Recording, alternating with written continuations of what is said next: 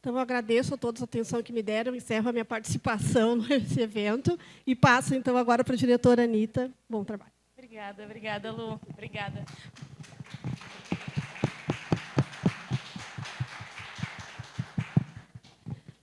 Obrigada também, pessoal, todo mundo que esteve aí com a gente, fez a laboral, né?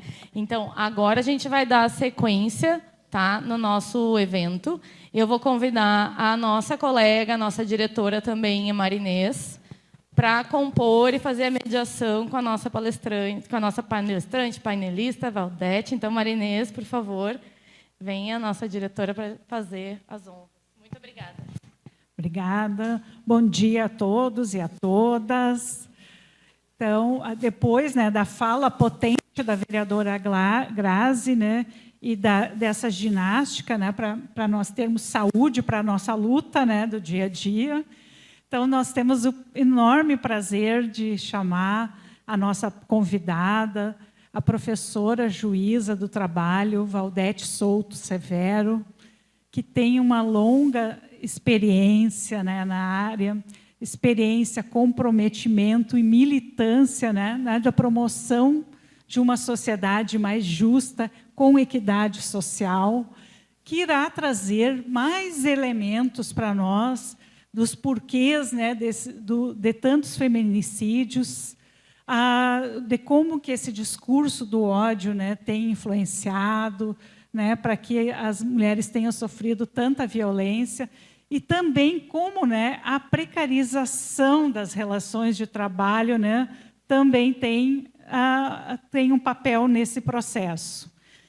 Também cabe lembrar que uma parte das mulheres das periferias e as mulheres rurais, elas também têm mais um obstáculo, né, que hoje, né, os geógrafos chamam de vulnerabilidade do lugar, né?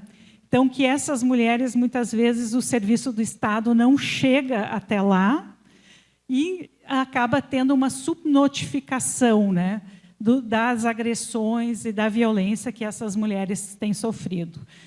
Então, nós lhe convidamos, Valdete, que nos ajude a construir, né, a dialogar também de como que nós podemos enfrentar essa situação e nos fortalecer para que a gente possa atuar firmemente, né, para combater os feminicídios e para promover as mulheres.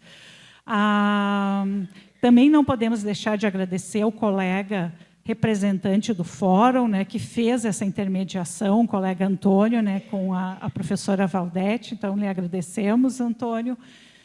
E vamos só falar um pouquinho do currículo, né, da nossa convidada, que ela é professora da Universidade Federal do Rio Grande do Sul, é doutora em Direito do Trabalho da USP, Universidade de São Paulo, e mestre em Direitos Fundamentais pela Pontifícia Universidade Católica, PUC do Rio Grande do Sul. É professora do Direito e do Processo do Trabalho na URGS. É juíza da 4ª Região desde 2001, é pesquisadora do Grupo de Pesquisa e Trabalho da Capital, USP e URGS, e membro da RENAPEDES, Rede Nacional de Pesquisa e Estudos em Direito do Trabalho e Previdência Social. Há já vários cursos, especializações, né? E também é membro, ela é especialista em Direito do Trabalho e Previdência Social pela Universidade do Uruguai, foi presidenta da AGD, Associação de Juízes pela Democracia, membro diretora da ALJT, Associação Latino-Americana de Juízes do Trabalho, e membro da AAJ, Associação Americana de Juristas. E é pesquisadora, colaboradora do nível de pós-doc junto ao programa de pós-graduação da Filosofia da Unicamp. Então, lhe desejamos uma boa palestra. Obrigada. Eu não sei se só está fraquinho. Bom dia, gente. Eu estou com um misto aqui, né? Primeiro porque eu estou um pouco comprometida, estou com uma virose aí meio chata. Então, se eu começar a tossir, é por conta disso. Mas também porque eu estou com um misto de sensações, assim, entrar aqui no evento de vocês, passando por aqueles cartazes, é bastante perturbador. Eu acho que não só para as mulheres, né? Mas é realmente a sensação física é ruim de administrar, né? De conseguir chegar aqui, falar e ter a alegria de poder partilhar ideias. A fala da Grazi foi maravilhosa. E isso anima. E esse é o problema do meu conflito de emoções, né? Eu gosto muito de ambiente sindical, eu me sinto muito em casa conversando com trabalhadoras e trabalhadores que se organizam em movimento coletivo, porque eu acredito muito no movimento coletivo da classe trabalhadora. Então, é um misto de sensações, né? Eu estou feliz de estar aqui com vocês, mas é difícil, está sendo difícil viver em uma sociedade que faz guerra, que destrói o ambiente, que mata mulheres. Então, vejam a importância do tema que a gente está debatendo hoje aqui, né? E eu tenho concordância com tudo que a Grazi falou e até vou começar pelo final da fala dela. Porque, vejam, o nosso desafio hoje é violência contra as mulheres, os porquês e as ferramentas de enfrentamento. E pensando nos porquês, a gente tem um pressuposto aqui, que eu quero dividir com vocês não precisam concordar comigo, a gente pode falar sobre isso depois. Um pressuposto de compreensão de como é possível que os movimentos feministas tenham iniciado na década de 70 do século passado, que nós já tenhamos problematizado tantas coisas, que a gente tenha movimentos antirracistas tão fortes, que a gente tenha lei de cotas, que a gente tenha lei Maria da Penha, que a gente tenha tantas políticas públicas, e desde que os feminicídios começaram a ser contabilizados em 2015, eles aumentam todo ano.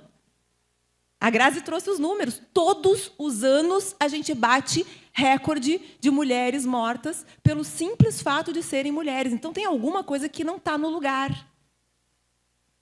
E aí a minha proposta de nós pensarmos, e a Grazi chegou a falar isso no finalzinho da fala dela, respondendo as perguntas, que a gente precisa compreender que qualquer ferramenta que a gente vai utilizar para enfrentar tanto o racismo quanto a violência de gênero dependem de compreender que, quando a gente diz capitalismo, a gente diz racismo. Quando a gente diz capitalismo, a gente diz sexismo. Ou seja, não são opressões, sistemas de opressões que se encontram em determinado momento. Não são sistemas de opressões que se retroalimentam. É um metabolismo social. Então, a primeira questão que me parece fundamental, especialmente para quem está engajado no movimento coletivo sindical, é fazer discussões, estudos mesmo, aprofundar a compreensão do que isso significa, porque isso não é intuitivo, gente. Mesmo entre os movimentos feministas, mesmo entre os movimentos antirracistas, a gente tem muitas ações que partem do pressuposto, vejam, de que se nós conseguirmos criar meninos que não pensem que precisam se relacionar pela violência, nós vamos poder ter um capitalismo não machista. Que se nós conseguirmos fazer letramento sobre racismo, nós vamos conseguir ter uma sociedade capitalista antirracista. Não é possível. É isso que eu quero dividir com vocês hoje aqui, dando pinceladas sobre isso, porque, evidentemente, é algo que precisa de mais tempo. Mas eu quero trazer alguns elementos para a gente pensar sobre isso. Não é possível. Bom, se não é possível, o que a gente faz? Desiste? Porque esses números dão um desalento, não é isso? Poxa, a gente faz tanto, a gente está tanto tempo discutindo essas questões e parece que nada muda. Ao contrário, o que eu quero propor a vocês é que, justamente, partir do pressuposto de que o nosso horizonte de luta, e aqui estou falando de luta sindical, porque estou aqui, né? Mas é a luta da educação, a luta da justiça do trabalho devia ser essa. O nosso horizonte de luta tem que ser um outro modo de vida, uma outra sociedade, que não seja capitalista. Tá, então vamos lá. O que eu estou chamando de capitalismo?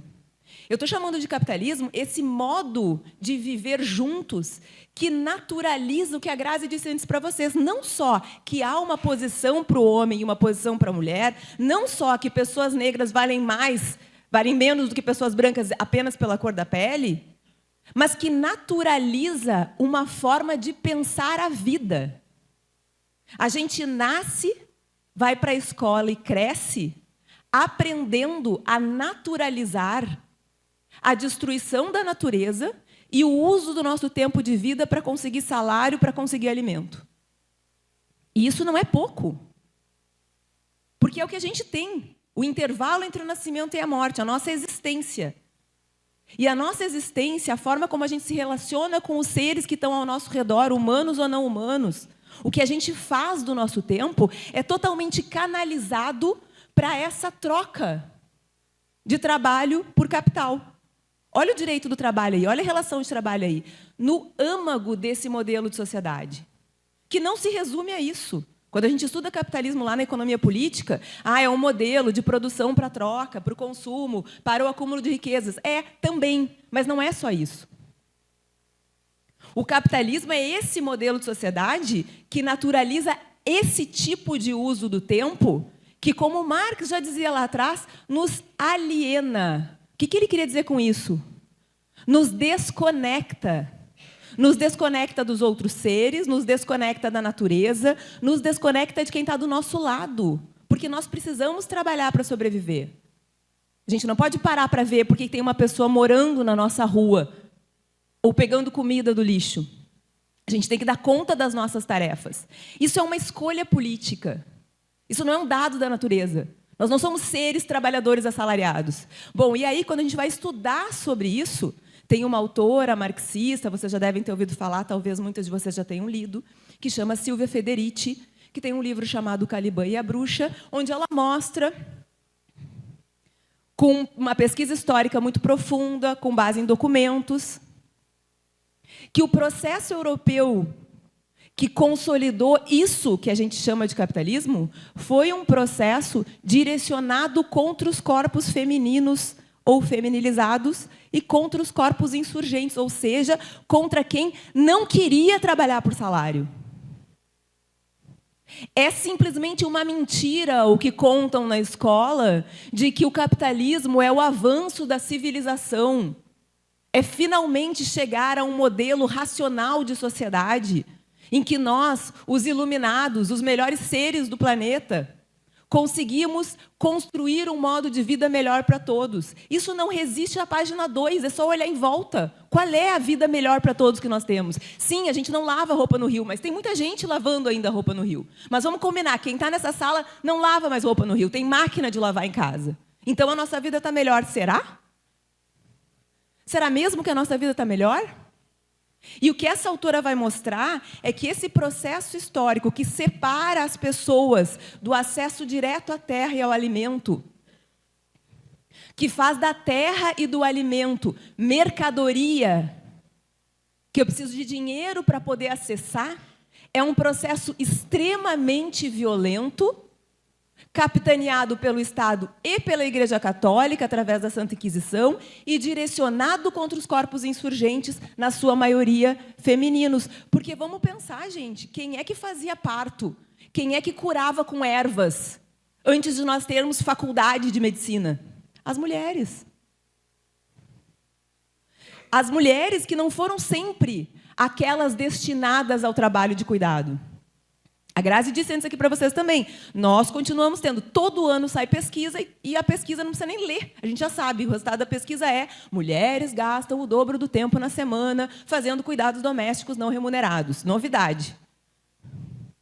A questão é, isso não é um dado da natureza, isso não foi sempre assim. Isso é uma construção social, isso é um processo de...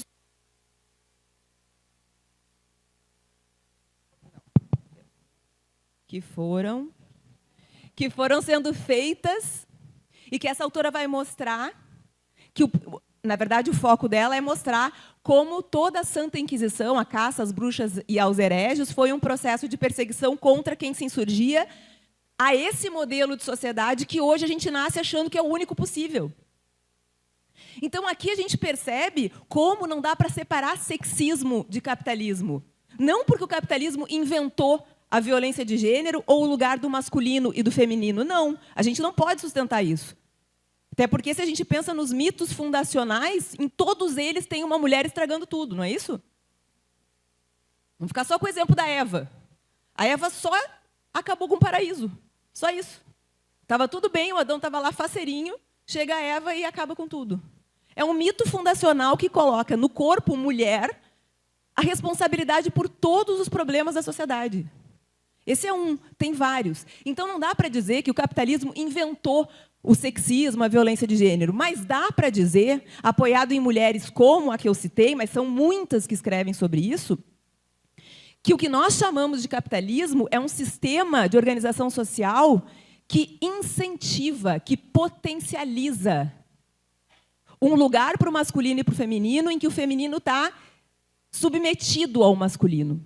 Então, ela vai mostrando como as mulheres são empurradas para o que hoje a gente chama de espaço doméstico. E que vai refletir, hoje, num dos exemplos que a Grazi deu, quando a gente coloca lá no Google, brinquedos para menina. Só aparecem coisas para dentro de casa. Cuidado de casa e de família ou embelezamento. Quando a gente coloca brinquedos para meninos, o que aparece é foguete, carro, bola. Ou seja, uma informação subliminar de que o espaço público os pertence.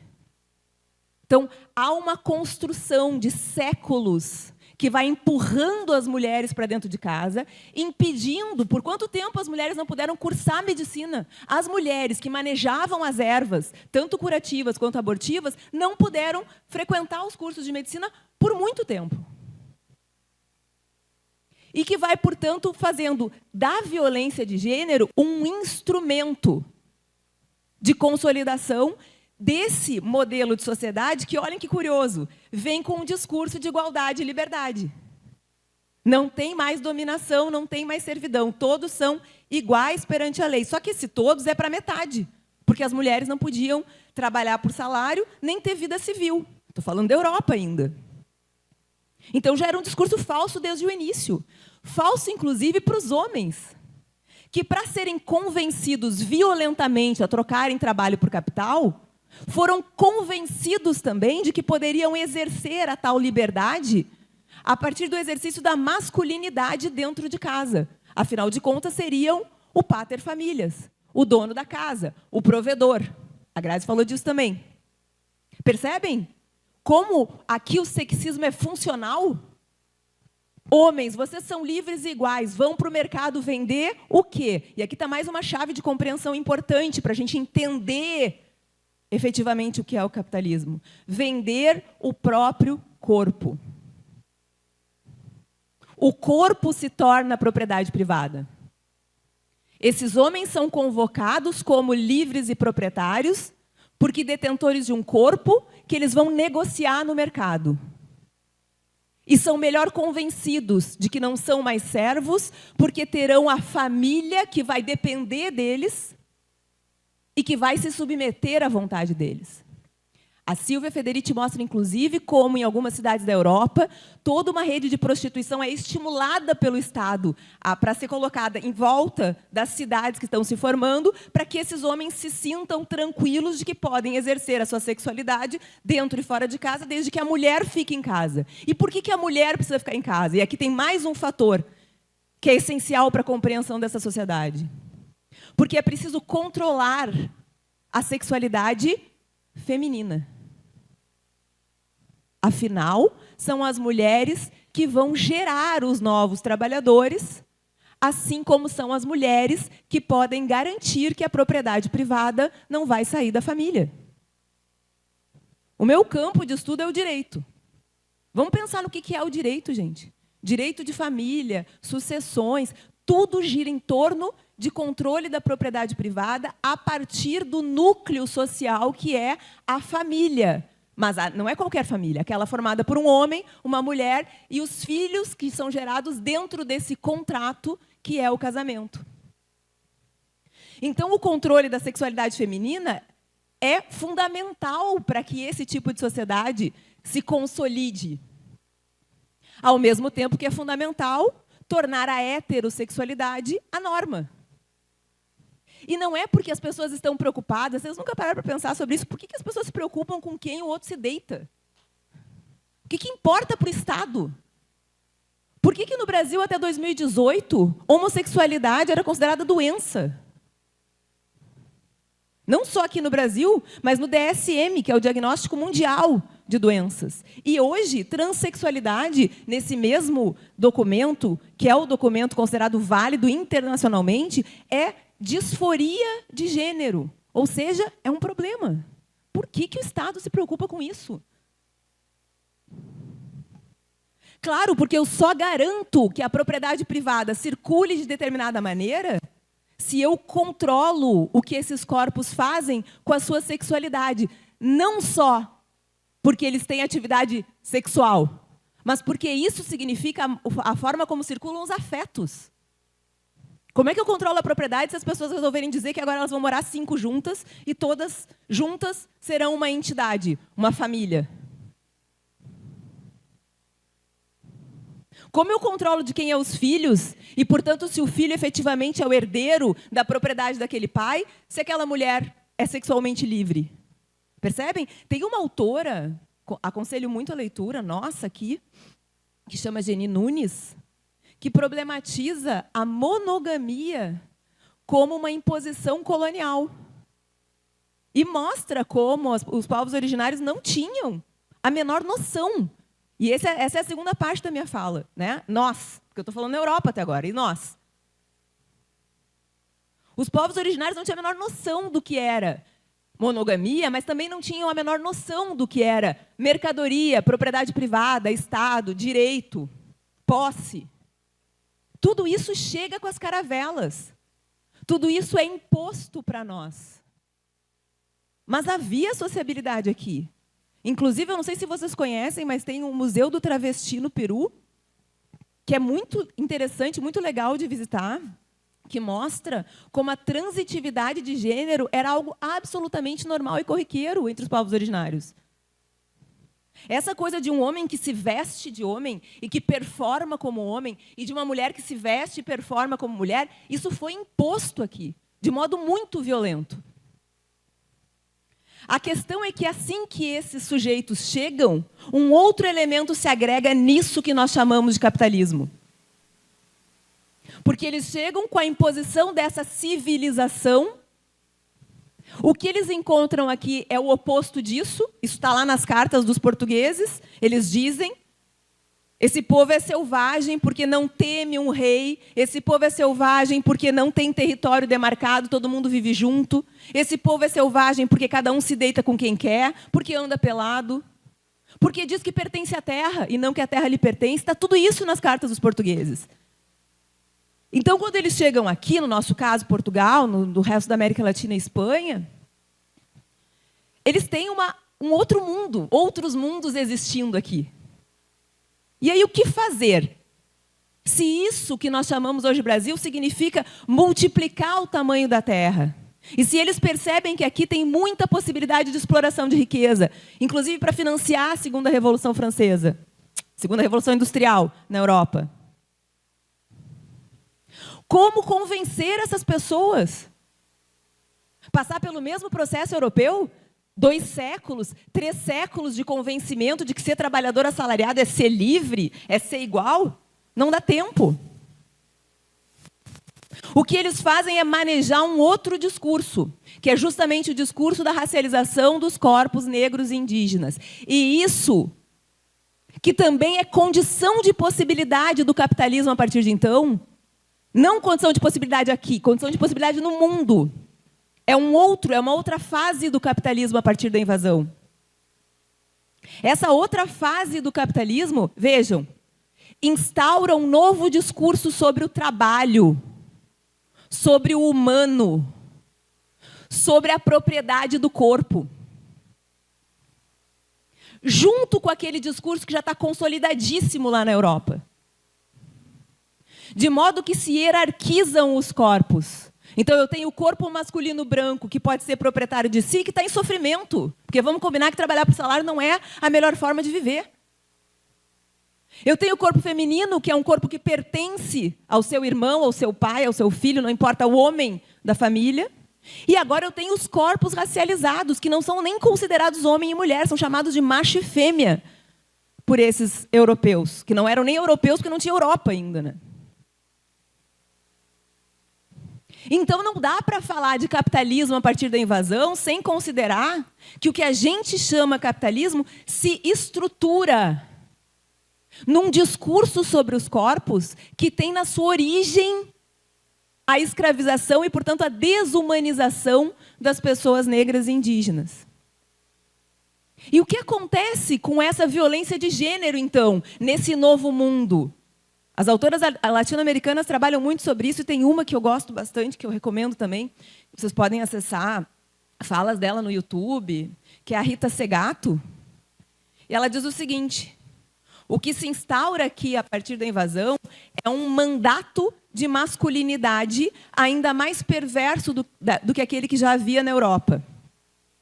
E é muito interessante, porque o que ela vai sustentar, gente, é que esses feminicídios, essa violência contra a mulher, não se dá por ciúmes, não se dá por ódio, não se dá por amor. Se dá porque há uma estrutura social que convence os homens, olhem só, de que as mulheres são corpos que lhes pertencem. A nossa linguagem denuncia isso, né? É a minha mulher, a minha filha. Não é isso que a gente ouve quando a gente fala em machismo? Não, mas eu tenho uma filha.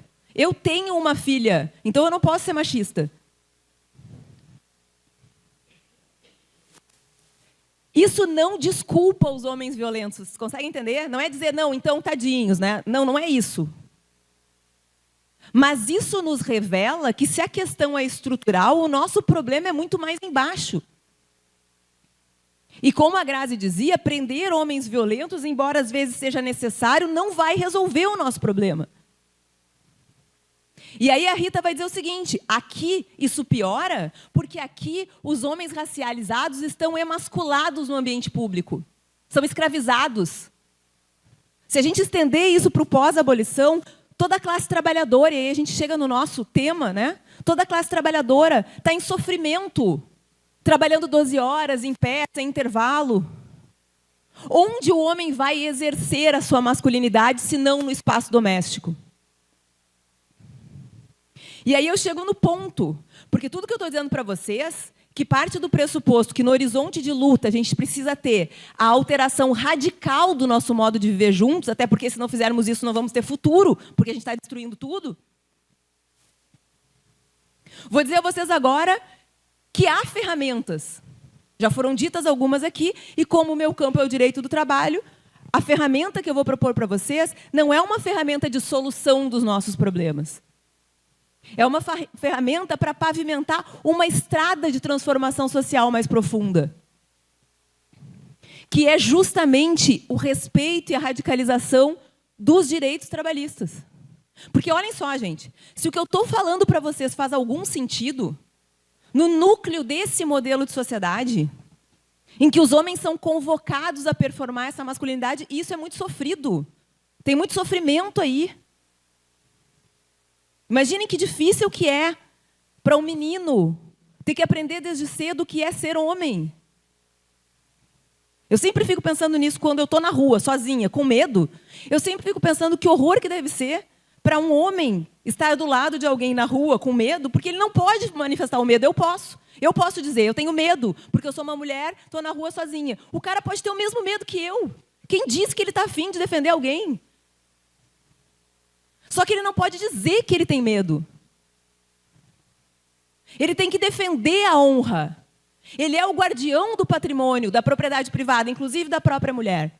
Ou seja, o sofrimento não é só das mulheres, o sofrimento é de todo mundo. E aí eu dizia para vocês, para pavimentar uma estrada para uma sociedade que não gere tanto sofrimento, se no núcleo dessa sociedade está justamente isso, nada racional que nós fizemos com o nosso tempo de vida, que é a obrigação de trabalhar por salário, sob pena de morrer, não é isso? Numa sociedade capitalista, ou a gente troca força de trabalho, e isso significa tempo de vida. Ainda tem 10? Acho que mudou. Ah, tá, porque antes era 10. Agora é 5. Olha eu, virginiana, né? Já mostrou o 10 antes, agora está mostrando de novo. Estou ganhando tempo. Tá, vamos lá, já estou finalizando.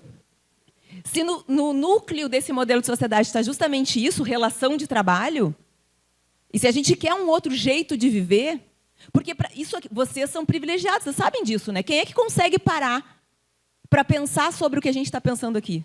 Em que momento da vida nós somos convocados a fazer esse tipo de reflexão? Nunca. A gente está lá fora dando conta da vida o tempo inteiro. Para isso, precisa reduzir jornada.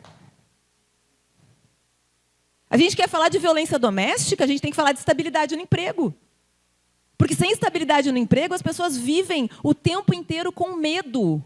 E numa sociedade patriarcal, o medo se transforma em violência como uma defesa, inclusive psíquica, contra o enlouquecimento. Se nós queremos falar de misoginia, de feminicídio, nós temos que falar de salário decente. Tá, mas isso é problema do legislador. Não, isso é problema do sindicato. Isso é problema do sindicato. Eu estava outro dia num debate sobre jornada 12/36. Nós temos uma Constituição da República que diz que o máximo de trabalho por dia é 8 horas. 8 horas é um parâmetro absurdo de trabalho. Absurdo. Nós tínhamos que estar todos aqui dizendo, mas como é que é possível, em 2026, que a gente entenda razoável que 1/3 do nosso dia seja para estarmos dentro do ambiente de trabalho? Porque se eu considerar esse 1/3, mais o deslocamento, mais a necessidade de comer para poder ter força para o dia seguinte, mais a necessidade de dormir para poder ter força para o dia seguinte, o que sobra? O que sobra para estudar? O que sobra para namorar? O que sobra para contemplar? O que sobra para olhar na rua e pensar, por que não tem mais árvore na frente da Justiça do Trabalho? Porque não tem mais, né? Tiraram todas do Praia de Belas. A Grazi nos diz, a vereança em Porto Alegre é um circo de horrores. Quem de nós se implica nisso? É a nossa vereança, é a nossa cidade. Não é um problema dela, é um problema nosso. Só que a gente não tem tempo para fazer isso. Porque a gente está vendendo trabalho por capital. Só que vejam, em vez da gente estar aqui discutindo que 8 horas é um absurdo, a gente tem jornada de 12. Que a Justiça do Trabalho, eu não estou tirando a responsabilidade, pelo contrário, que a Justiça do Trabalho diz tudo certo. Sabe por que a Justiça do Trabalho diz que está tudo certo na jornada de 12/36? Porque ela apareceu primeiro nas convenções coletivas. Muito antes de estar na CLT, por causa da tal reforma de 2017, as convenções coletivas dos sindicatos começaram a dizer que era possível trabalhar 12 horas. Depois começaram a dizer que era possível trabalhar 12 horas sem intervalo. E hoje, em função da reforma, a CLT diz que é possível trabalhar 12 horas sem intervalo por acordo individual. Não precisa nem do sindicato. Mas o que eu quero enfatizar com vocês é, vocês percebem que tem uma responsabilidade aqui? Tem uma implicação? Eu poderia dizer para vocês, e acredito muito, que existem medidas individuais que a gente pode e deve tomar. Eu não tenho dúvida disso. Porque quando a gente começa a estudar sobre isso, é como se a gente colocasse uma outra lente no óculos. Não tem mais como ver o mundo do mesmo jeito. A gente não consegue se relacionar do mesmo jeito com as pessoas. E aí a gente começa a operar mudanças. Só que isso é a perspectiva individual, e a gente está aqui num sindicato. A gente tem que pensar numa perspectiva coletiva. E a perspectiva coletiva é, não tem como o sindicato servir de instrumento para destruir direito trabalhista. Não adianta falar de misoginia se o sindicato faz esse papel. E eu sei de todas as dificuldades, gente. Eu estou na magistratura há 24 anos, eu sei de todas as dificuldades. Eu faço esses debates há muito tempo. Eu sei que é difícil, eu sei que o capital pressiona, eu sei... Mas a gente, com esse argumento do mal menor, não tem o que fazer, senão não tinha reposição salarial, a gente foi abrindo mão de tal modo que hoje não existe mais jornada de 8 horas no Brasil. Que hoje a Justiça do Trabalho, porque tem nas convenções coletivas, diz que se o trabalhador ou a trabalhadora fizer um acordo na hora de sair do emprego e der a tal quitação geral, não pode discutir nada na Justiça do Trabalho. Nada. Sabem? O tal do plano de demissão voluntária. Como é que o sindicato aceita isso? O que é um plano de demissão voluntária? É tipo quando a gente vai acabar com o relacionamento, né? Eu vou acabar com o relacionamento. Pode ser desse jeito, dolorido, ou eu posso te deixar levar as coisas aqui de casa. Tu escolhe. Mas vai acabar. Essa é a escolha. Então não é uma demissão voluntária, é uma despedida. Como é que o sindicato não problematiza isso? Como é que assina acordo coletivo dizendo que está tudo certo se a pessoa fizer um acordo como esse e perder todos os direitos depois, a possibilidade de discutir os direitos na Justiça do Trabalho? Então, o que eu quero dizer com isso é que, se é verdade que o nosso problema é muito fundo, é estrutural, e que nós não vamos alterá-lo, infelizmente, com medidas que só enfrentam os sintomas, e por isso que no nosso horizonte tem que haver essa vontade de transformação radical, eu também estou dizendo para vocês que tem tarefa para nós. E essas tarefas são muito concretas, especialmente para quem atua em sindicato. Essas tarefas dependem de provocar e de radicalizar o compromisso com o direito do trabalho no campo coletivo. É isso. Obrigada.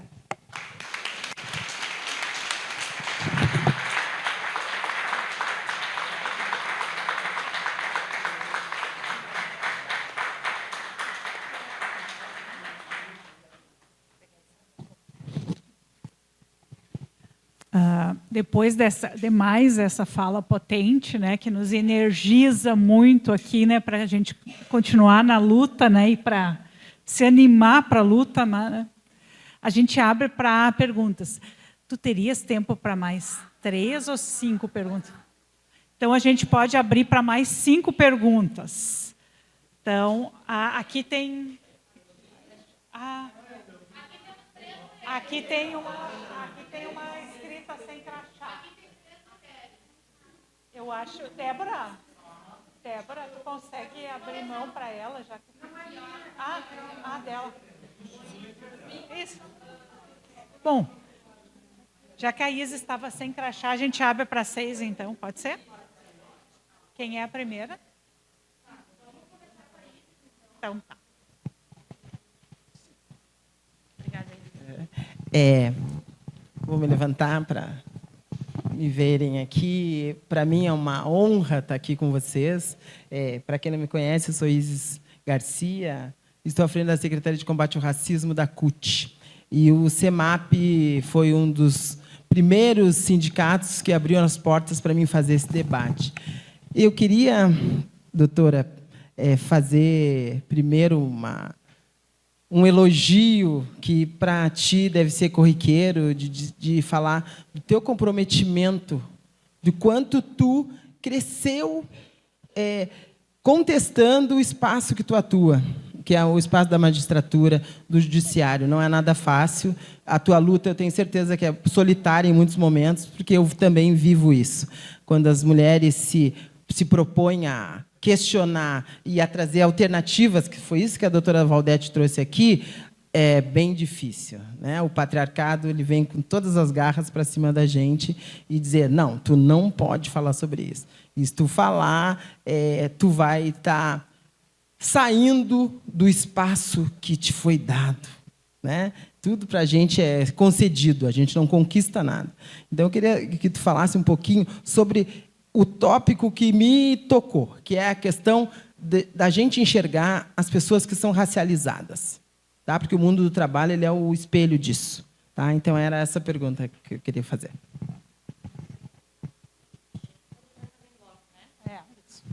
Pode ser? Pode ser em bloco?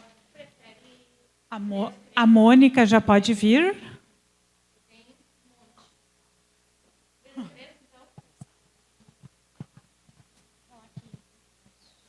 Bom, meu nome é Mônica, eu venho do escritório Castro Osório, que está aqui no apoio do CEMAP. E, na verdade, não sei se pode dizer posso dizer que é uma pergunta, mas é uma provocação, Valdete, com aquilo que tu falou ao final, que, para mim, é um gatilho desse porquê. Né? Até que ponto, quando a gente pensa no porquê do aumento do número dos feminicídios, isso não está intimamente ligado com cada vez mais a precarização do mundo do trabalho, né? Porque esse mundo do trabalho é aquele que torna esse homem ressentido, né? Esse homem provedor, esse que a gente está falando, essa figura histórica que dentro de casa resolvia tudo e que nesse momento se vê no mercado de trabalho competindo, claro que ainda em vantagem, né, com a sua mulher, mas que se vê competindo e que se vê ressentido no ambiente doméstico. E essa violência, ela talvez seja apenas um desabafo, né, desse homem também, né? Então, para mim, quando a gente vê esses números crescendo, para mim é um número que está intimamente ligado à qualidade cada vez pior do trabalho que se coloca no mercado. A gente costuma ouvir dizer que cada vez menos a gente tem emprego, cada vez mais a gente tem trabalho. E que trabalho é esse, né? Que trabalho precarizado é esse que se apresenta? E cada vez mais ele nos impulsiona para essa violência, né? Que vem como uma reação. Eu acho que isso conversa com aquilo que tu estava falando, e eu acho que isso é um dos porquês. Mônica. Obrigada, Mônica. Agora a próxima.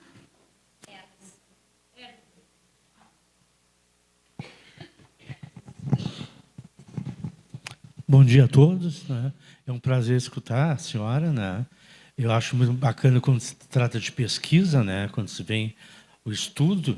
Eu sou também, além de ser funcionário da Metroplan, eu sou um dos fundadores da Câmara de Mediação e Arbitragem, também, que a gente faz uma luta para mudar essa cultura de desavenças e conflitos, certo? Mas dentro da sua concepção estrutural, né, que a senhora vem estudando, eu gostaria que a senhora comentasse alguma sobre a aposentadoria, que volta e meia eles estão cada vez mais, né? A gente está aprisionado, como a senhora disse, nessa relação de emprego, né? Vender o nosso produto, que é a nossa força de trabalho. Eu queria saber como que a senhora vê essa questão de cada vez mais tarde se aposenta. Tá. Obrigada, Hermes. Já chamamos a Fernanda. Sim, então. Eu vou tentar, mas é que são 3 questões muito boas, né? Que dá para falar muito sobre cada uma delas. Aí eu vou de trás para frente, tá? A questão da aposentadoria é emblemática do que a gente está falando. Ou simbólica, né? É simbólico do que nós estamos falando. Por quê? Se nós temos uma sociedade que naturaliza o trabalho em troca de salário, o direito do trabalho só vai chegar como um discurso posterior de imposição de limites a isso. Ele é um problema. Ele é uma irritação no sistema. Ele não é algo que o sistema aceita com tranquilidade. E por direito do trabalho, eu estou falando de direito previdenciário, porque são a mesma coisa. As primeiras leis trabalhistas, como a Lei Eloy Chaves, que é de 23 ainda, é de caixa de previdência para os ferroviários. Então, percebam qual é o nosso drama aqui. E isso conversa com a segunda questão, que é como a precarização do trabalho está no centro dessa discussão e, curiosamente, apagada. Percebem? A gente discute fascismo, a gente discute extrema-direita, e ninguém fala no trabalho. Nem o governo. O governo criou um Ministério do Pequeno Empreendedor.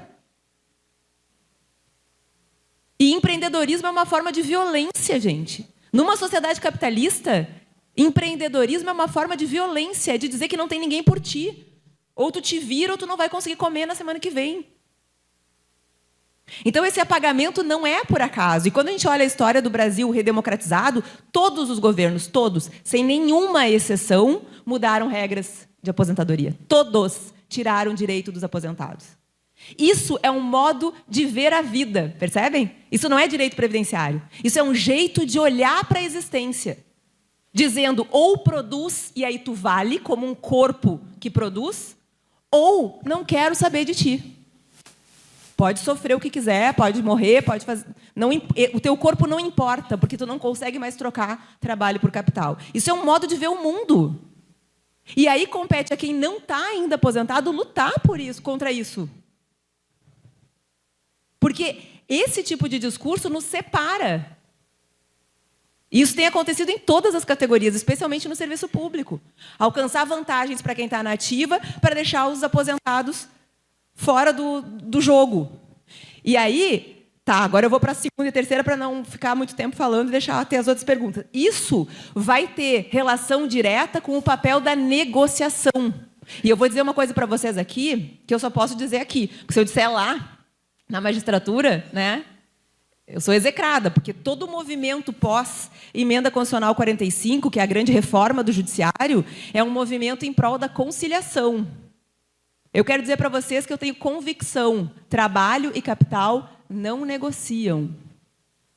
Se o direito do trabalho é essa irritação ao sistema, se o direito do trabalho é uma realidade duramente arrancada do capital, como Marx já dizia, lá em 1850, não há negociação possível, gente. Se alguém tem os meios de produção e o resto das pessoas tem que trabalhar para sobreviver, não é de negociação que a gente está falando. É de outra coisa. É do quanto nós vamos ceder ou do quanto nós vamos insistir em ter parâmetros mínimos de vida decente. E é isso que vai nos tirar do caminho do fascismo. Não é outra coisa. Isso também eu tenho convencimento.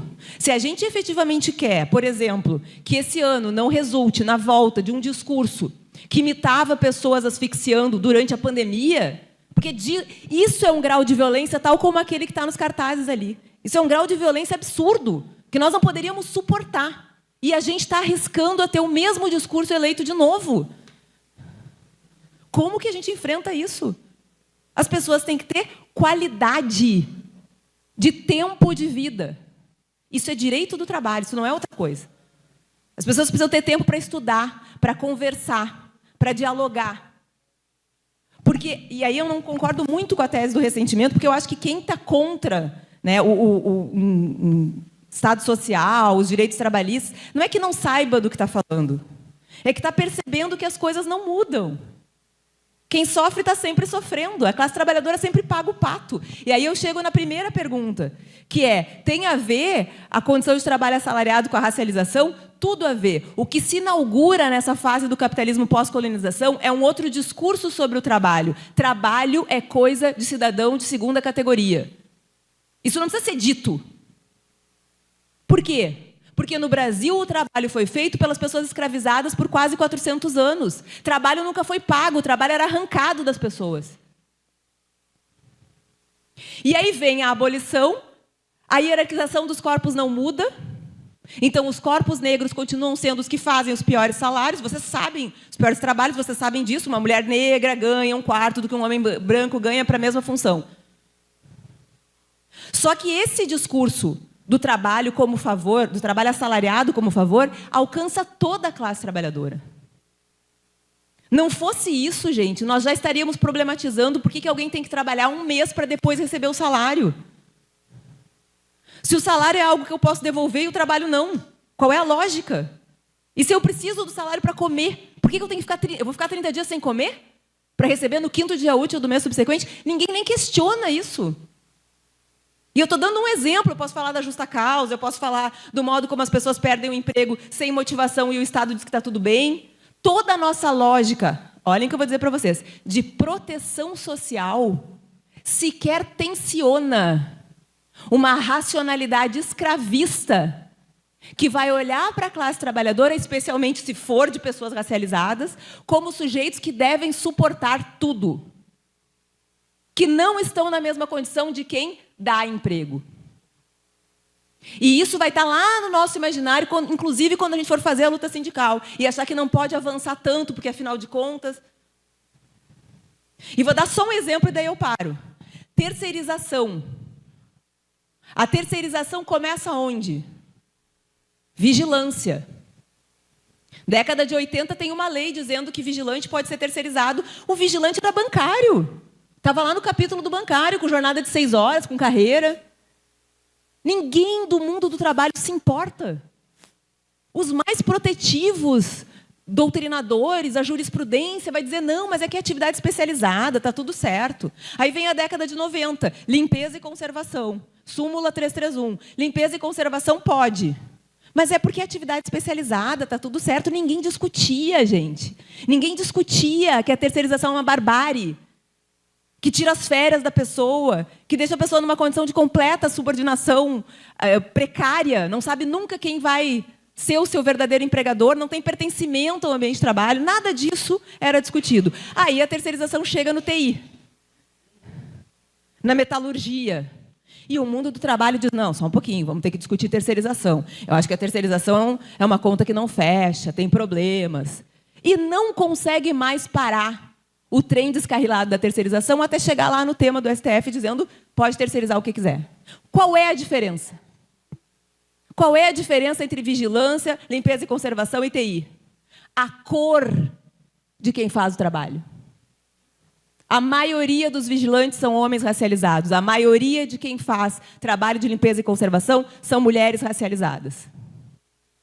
No TI, a maioria é corpo branco. Essa é a diferença.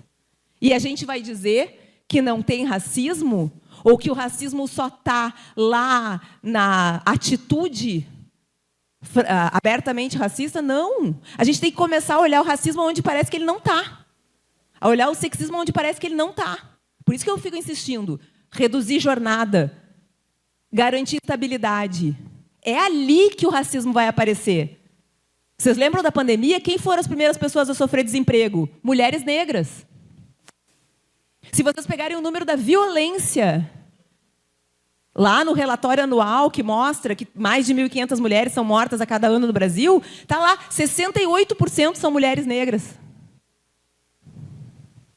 Então, quando a gente está falando de direito do trabalho, a gente está falando dessa estrutura que está hoje presente, que determina o olhar do sistema de justiça, que determina a atuação sindical. E isso não é para a gente pensar, mas como a gente é ruim, como a gente não consegue... Não, é para a gente entender que ou a gente desconstrói isso, primeiro dentro de nós, com o estudo, com discussão, para transformar a nossa prática, ou nós vamos ficar enxugando gelo. Não vamos conseguir mudar essa história, que está muito ruim, né? Vamos combinar, está ruim para todo mundo. Deu.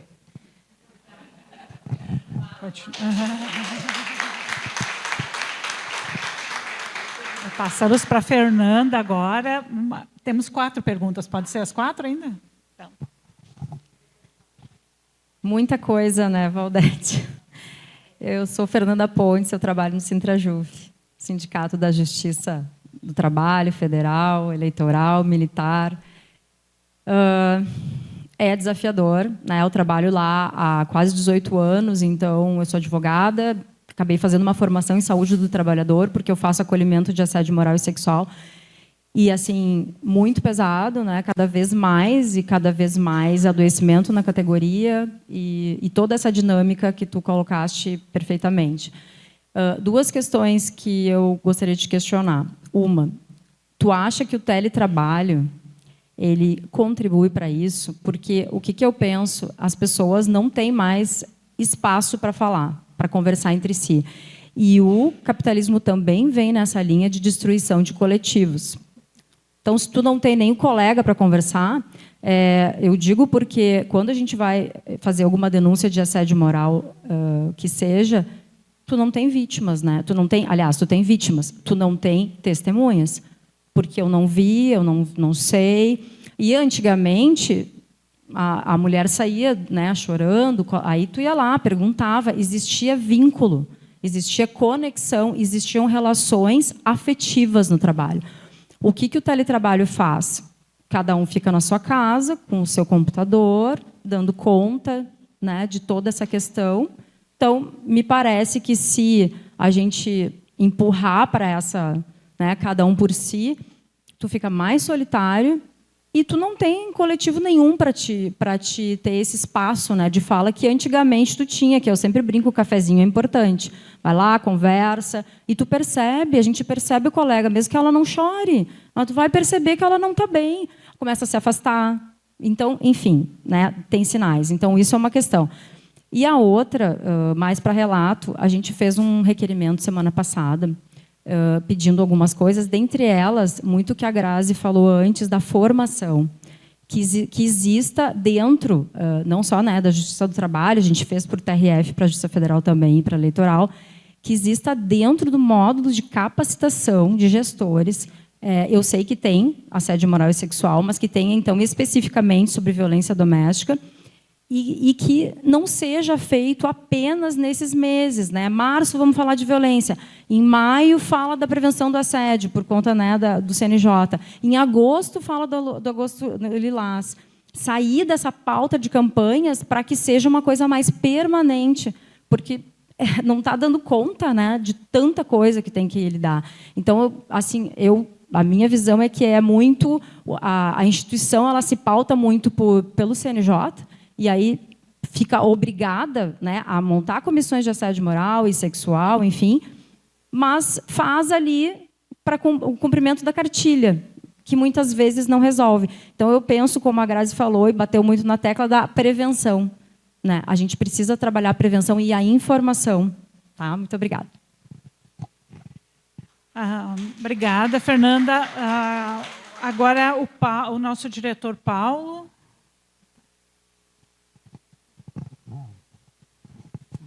Bom dia a todos e todas.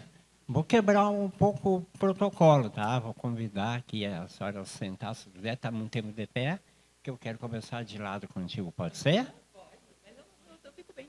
Quer dar bem? Tudo bem. Bom, Paulo Roberto, eu sou um do diretor, tem outro colega meu do setor privado aqui do SEMAP. Tá, e ouvindo toda essa manhã aqui, me deixou muito motivado, muito mais ainda, sabe por quê, Valdete? Porque no setor privado, tá, eu estou falando em nome das mulheres do setor privado também, como todo segmento, ele é muito sacrificado, né? Nós temos horários de 6 horas e 8 horas, né? Temos aquela coisa de meta abusiva, aquela coisa de pressão para de 500 ligações, né? Falei um pedido.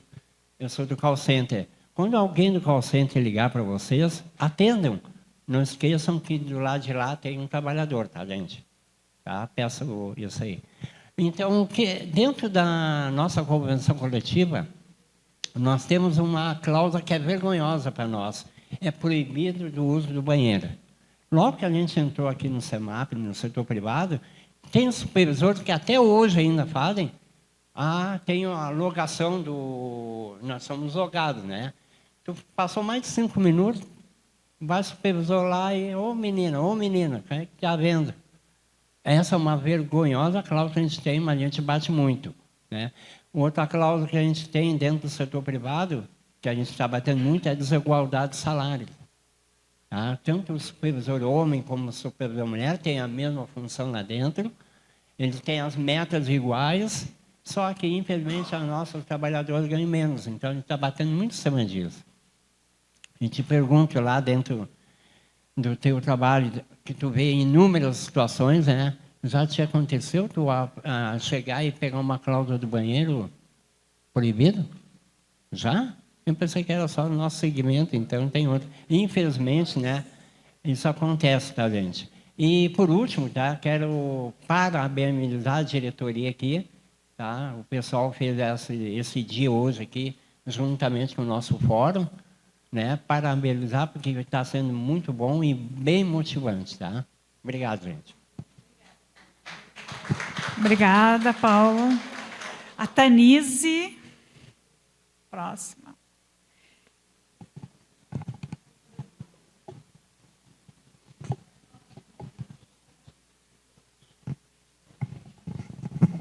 Bom dia a todos. Meu nome é Tanise, eu sou da FEPAM. E o meu questionamento aqui é breve, né? E, se eu entendi a sua fala, ela propõe a radicalização do direito trabalhista. E a minha pergunta é como isso é possível quando a realidade concreta que a gente vê nos noticiários, e principalmente agora, é justamente o contrário. A gente tem visto a radicalização das práticas neoliberais, né? A gente tem visto o discurso Red Pill, por exemplo, na juventude crescer muito, e principalmente entre a juventude masculina. Então, como a gente consegue puxar essa radicalização de novo para a esquerda, né? É isso. Obrigada, Tanise. Agora a Raquel. A última, então, o último questionamento para nós.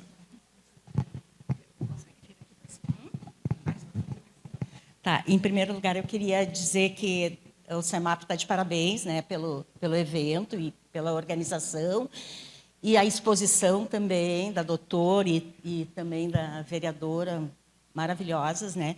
Mas eu achei muito importante a tua fala, porque a gente tende a dizer os violentos não estão aqui, eles estão lá fora, né? Os feministas, enfim, eles não estão aqui entre nós, né? E aí tu trouxe para nós, né? Tu trouxe para nós como é que a gente reproduz isso dessa sociedade que tem uma organização social no nosso país desigual, de relações de poder, onde o valor das pessoas é ou pela cor da pele, ou pelo sexo, pelo gênero, pelo CEP que mora.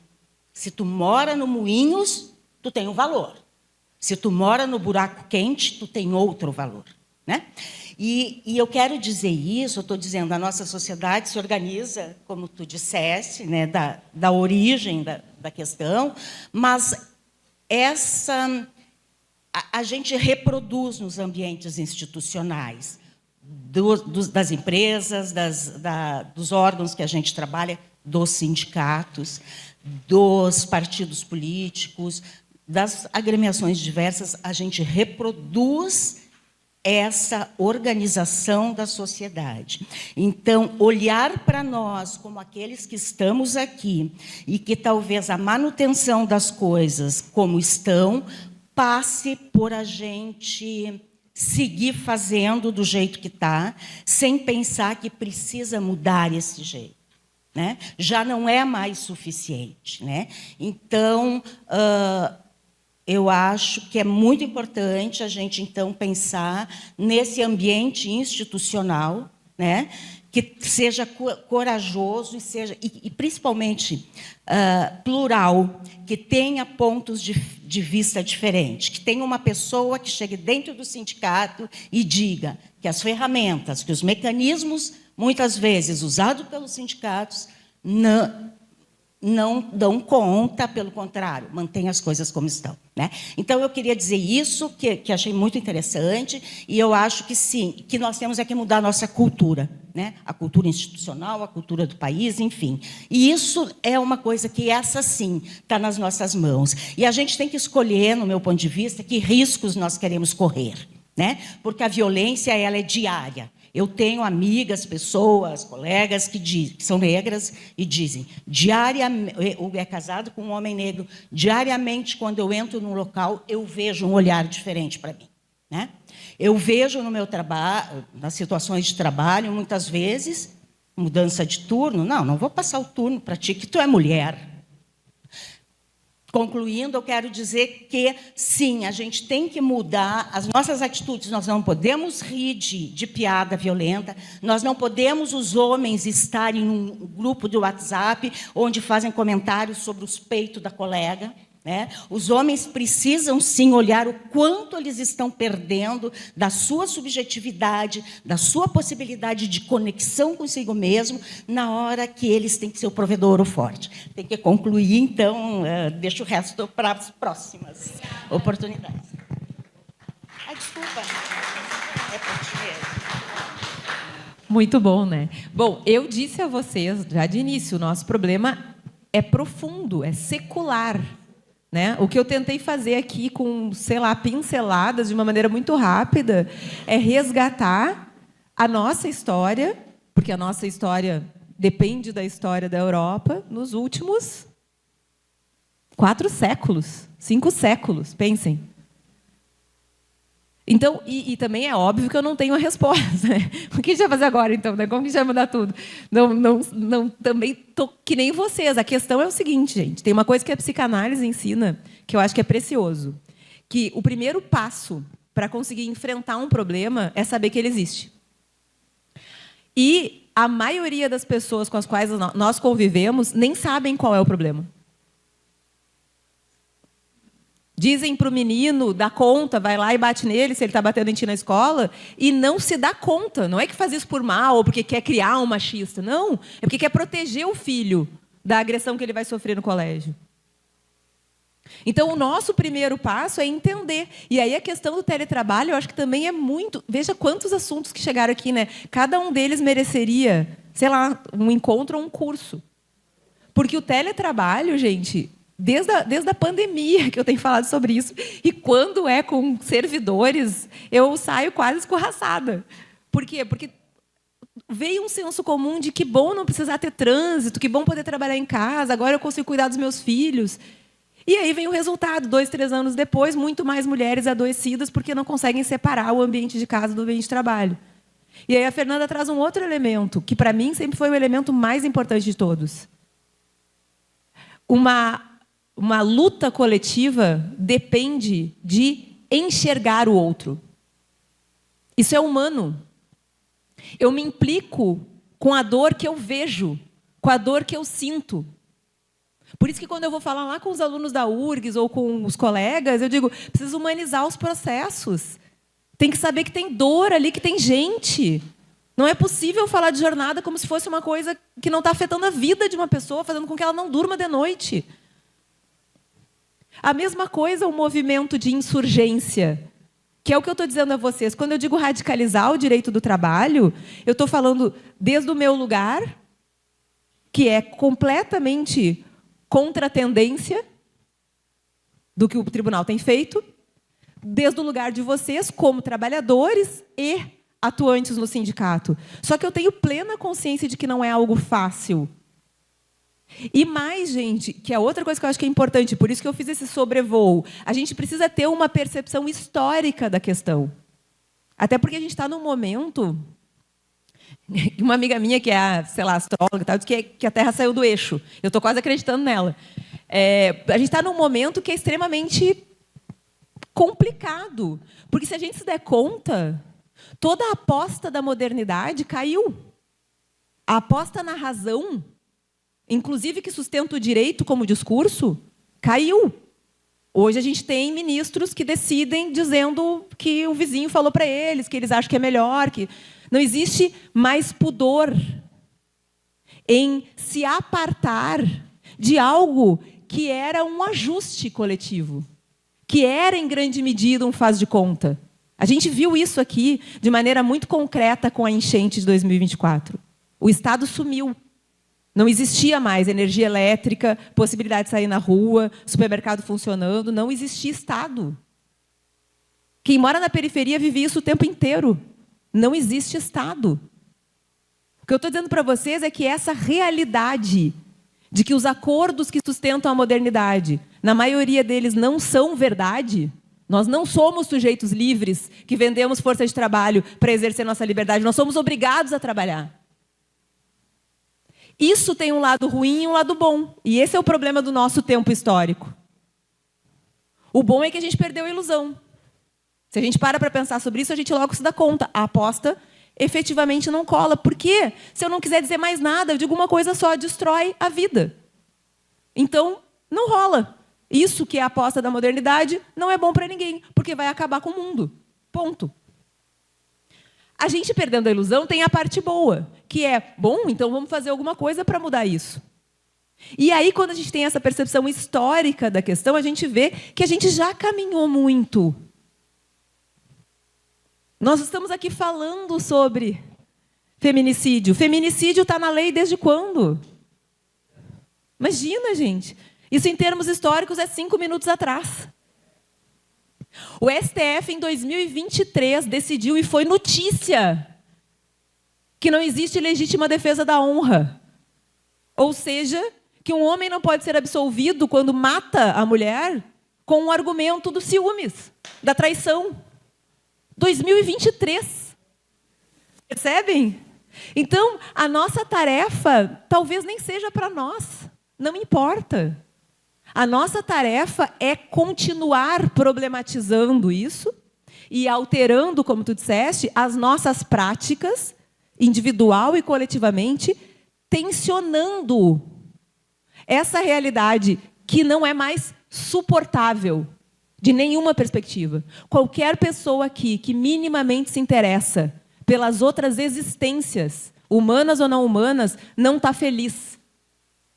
Não está bom viver nesse modelo de sociedade que a gente está vivendo. Faz 2 dias que estava insuportável andar na rua por causa do bafo. E Porto Alegre é assim? Não. Está ficando pior.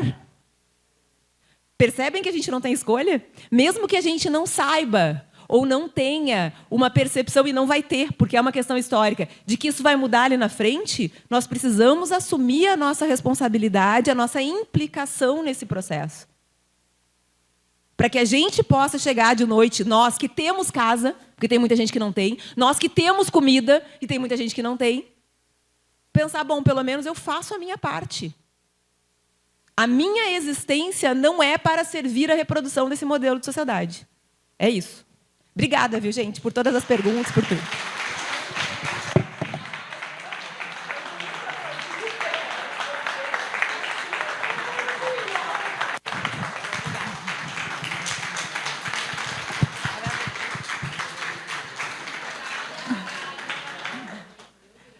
Bom, então nós queremos te agradecer muito, professora Valdete, né, por ter dedicado a nós.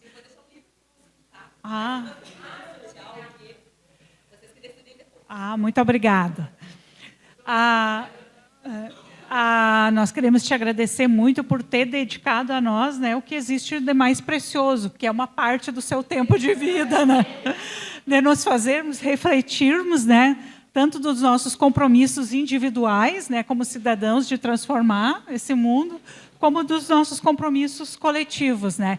E nesses compromissos coletivos, né, do CEMAP está a luta, né, para acabar com o feminicídio e também da redução da jornada de trabalho, para que a gente...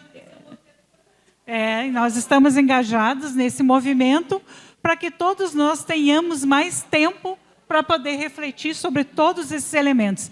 E não vou aqui dizer o que, né, está se pensando adiante, né, que a nossa coordenadora logo vai falar. Então, só quero aqui, né, em nome do nosso sindicato, esse presentinho. Né? Muito obrigada. Obrigada.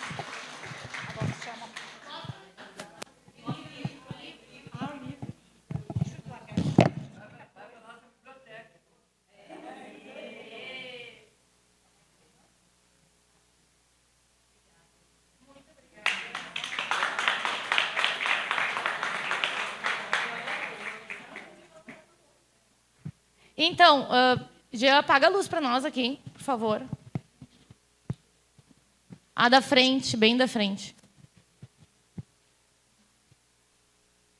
Então, pessoal, né, agradecendo a Grazi, agradecendo a Valdete, agradecendo toda a diretoria, todos os colegas representantes de base, todas as pessoas que se inscreveram no formulário de interesse para estar aqui conosco, todos os trabalhadores do CEMAP que também estão aqui conosco, porque hoje a gente fechou o sindicato para que eles possam estar conosco também durante a palestra, durante essa atividade. Então, para nós é muito emocionante estar aqui. Assim, eu acho que é um evento muito grande, muito bonito, né? E eu acho que o mais importante é a gente entender que a gente não para aqui.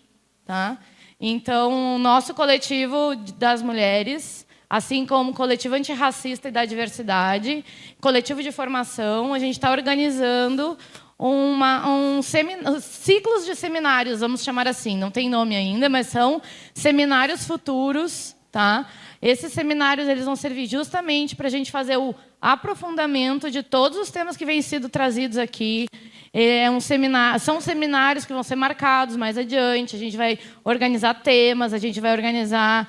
Tomara que a gente consiga trazer a Valdete novamente, tomara que a gente consiga trazer várias intelectuais para estar aqui conosco. Então, assim, aqui nesse QR Code, vocês conseguem agora entrar pela câmera do celular de vocês, conseguem acessar, vai ter um linkzinho que vocês clicam ali, que vai direcionar para um formulário do Google.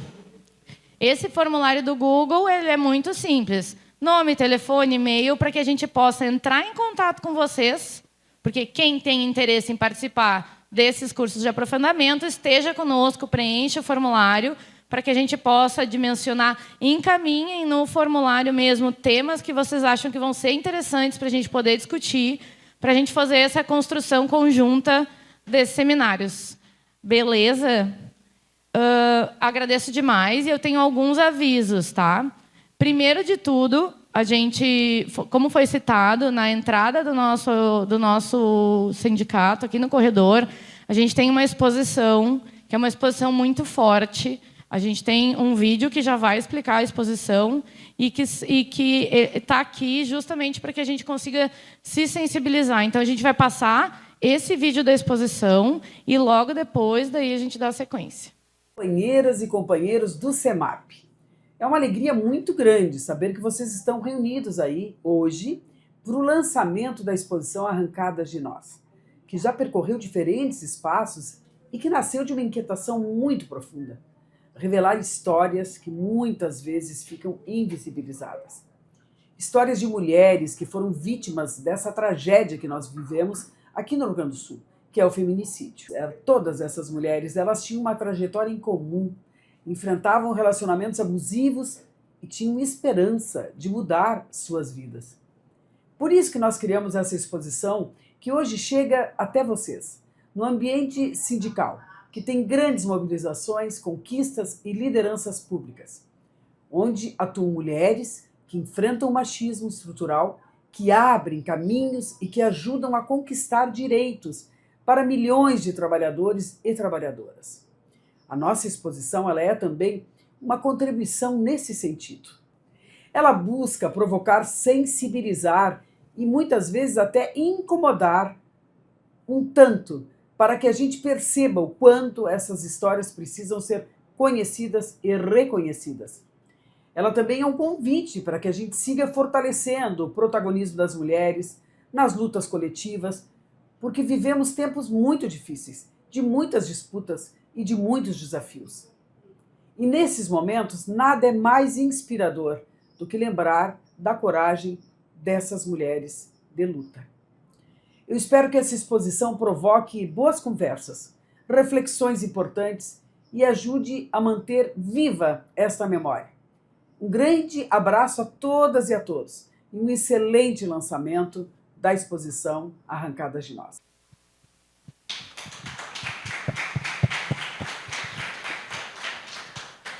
Essa nossa deputada Estela Farias, então, que é a responsável pela exposição que nós estamos contando agora, está muito, muito bonita.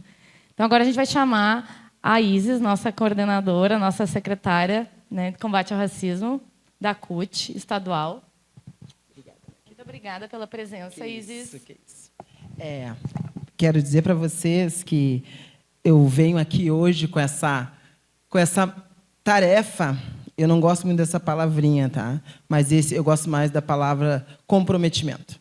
Com esse comprometimento que nós, da executiva da CUT estadual e da executiva da direção da CUT nacional, também a qual a nossa companheira Mara faz parte, né, na pasta de Secretaria da Mulher Trabalhadora, nós coletivamente, porque nós temos um coletivo de mulheres dentro da CUT, que são as mulheres que fazem parte da executiva.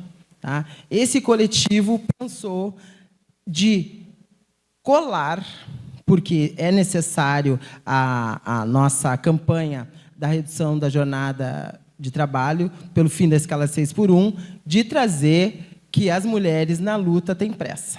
Por quê? Porque nós somos as mais afetadas nessa questão da jornada, que nunca foi respeitada, né, pelo mundo do trabalho, pela organização do trabalho. Nós exercemos tarefa diária em horas em dobro e, às vezes, em tripla jornada. Né? Então, nós criamos uma campanha que eu acho que vocês viram o vídeo no início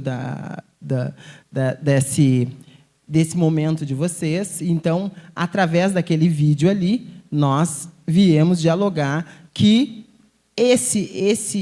essa campanha ela vai se estender. Ela não vai ficar só colada no mês de março. Por quê? Porque nós temos que dialogar a redução da jornada, que é uma luta histórica, né, Mara, da CUT.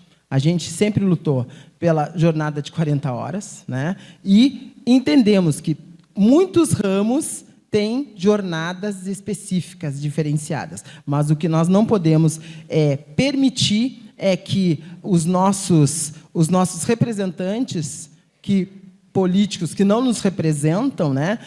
Nós somos mínimos da esquerda em qualquer espaço. Esses representantes fascistas que querem que a gente volte ou para a senzala ou para dentro da casa da gente, cuidando dos homens, isso nós não vamos permitir.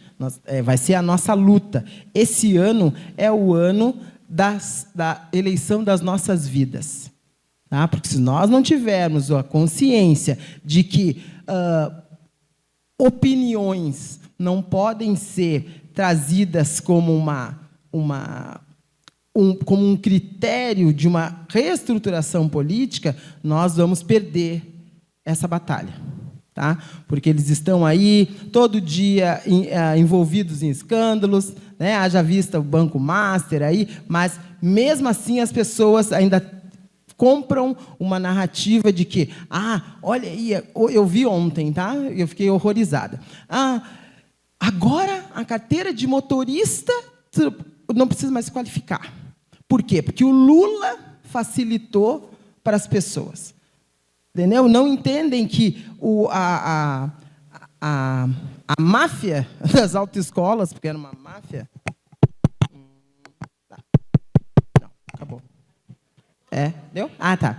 Que a máfia das autoescolas se privilegiou durante muito tempo, lucrou muito em cima da escolha das pessoas, principalmente das mulheres, de ter uma habilitação.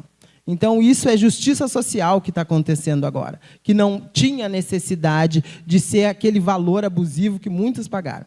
Então, concluindo, nós já estamos, o CEMAP já está, eu vejo pelas camisetas aí, que entrou nessa campanha. Nós temos o princípio da coletividade na CUT, então, a secretaria que eu estou à frente, que é de combate ao racismo, trabalha com a Secretaria da Mulher Trabalhadora, que trabalha com a formação. Então, esses 3 pilares são estruturantes para a gente realmente mudar e trazer o protagonismo das mulheres para o mundo do trabalho. Todos aqui são dirigentes sindicais ou representantes da sua base, então, esse é o nosso recado, tá? Que nós vamos continuar nessa campanha, a gente vai enfrentar agora campanhas salariais e campanhas eleitorais, mas com esse norte. Tá? Muito obrigada. Obrigada, Isis. Obrigada. Então, pessoal, avisa os sinais, então, né? Muito obrigada. Estamos aí nessa manhã, foi tudo muito lindo, tudo ótimo, né? Muito feliz mesmo com a presença de todos e todas. Pessoal, é o seguinte, a gente vai sair para o almoço daqui a pouquinho já, e aí a gente está marcando o retorno para as 13h30, o retorno, ok? Antes de falar disso, literalmente, nós temos de tarde um encontro também muito potente, tá? De manhã nós tivemos 2 painéis, né, em que a gente tratou dos temas, e aí de tarde a gente vai falar especificamente sobre trabalho. Nós vamos contar com a presença da economista Annelise, que é do DIESE. Ela vai trazer para nós toda a situação desse panorama das mulheres no trabalho, inclusive quando a gente está falando de trabalho não remunerado também. Ela também vai falar sobre isso conosco no começo da tarde. E depois, no final da tarde, mais para o final da tarde, metade para o final, a gente vai fazer uma dinâmica bem legal, pensando para a nossa realidade, levantar problemas e pensar em soluções, questões que a gente possa incluir nos nossos acordos, né? Então, vamos dar esse pontapé com o lançamento do coletivo. E quem ficar até o final vai estar conosco numa apresentação cultural com músicas maravilhosas. Quem vai tocar conosco são as Irmãs Vidal, maravilhosas, e a gente vai ter também uns comes, assim, uns salgadinhos, um coquetelzinho bem delicioso. Então, fiquem conosco até o fim. A gente vai ficar muito feliz com a presença de todos, tá? A tarde inteira temos muito trabalho ainda pela frente. Então, agora a gente vai liberar para o almoço. Lá na frente tem os tickets, tá? Para o almoço do pessoal. E a gente vai concentrar todos os almoços no restaurante República Grill, que é na Rua da República, tá? Então, a gente pode ir todo mundo junto. Tem os ticketzinhos, tá?